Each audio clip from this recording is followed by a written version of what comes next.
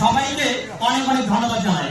তো আমার সামনে সম্মানিত অতিথি যারা আছেন সবাইকে অভিনন্দন শুভেচ্ছা জানিয়ে আমার ছোট ভাইদের জন্য দু একটি কথা বলতে চাই, যারা স্কুলের একেবারেই ছোট ছোট শিক্ষার্থী কিন্ডার গার্ডেনে পড়েন কিংবা পঞ্চম শ্রেণী পর্যন্ত, তাদের উদ্দেশ্য করে দুটো কথা বলতে চাই। লেখার মাধ্যমে কিন্তু একজন লেখক হয়ে ওঠেন। কবিতা হোক কোনো কিছু আপনি যেটাই লিখবেন, লেখার মাধ্যমে আপনি কিন্তু একজন কবি হবেন। সুতরাং সেই লেখাটা সৃষ্টির জন্য, সেই লেখাটা তৈরি করার জন্য আপনাকে কিন্তু সুযোগ এনে দিতে হবে। সেই সুযোগটা সবকিছু আপনাদেরকে এনে দিয়েছে।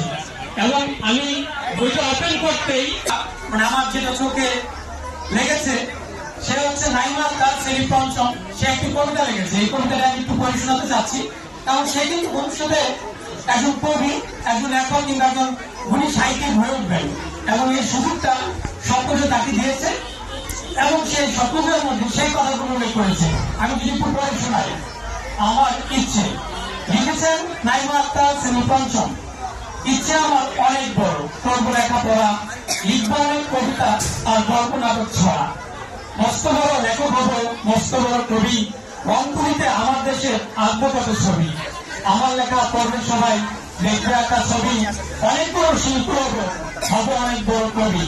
সে তার মনের ইচ্ছাটুকুই কিন্তু এই বইটিতে লিখেছে এবং এই লেখাটির মাধ্যমে কিন্তু সে কবি হয়ে উঠেছে এবং ভবিষ্যতে সে একজন কবি হয়ে উঠবে। তা আমি আর কথা বলাতে চাই না, সবাইকে ধন্যবাদ জানাতে চাই।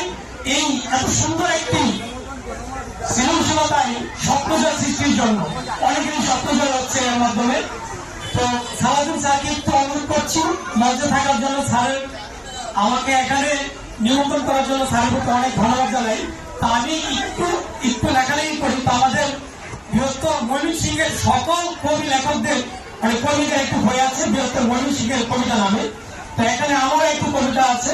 তো এই বইটা আমি স্যারকে একটু গিফট করবো, আমি সেটা একটু স্মৃতি হিসেবে নেব।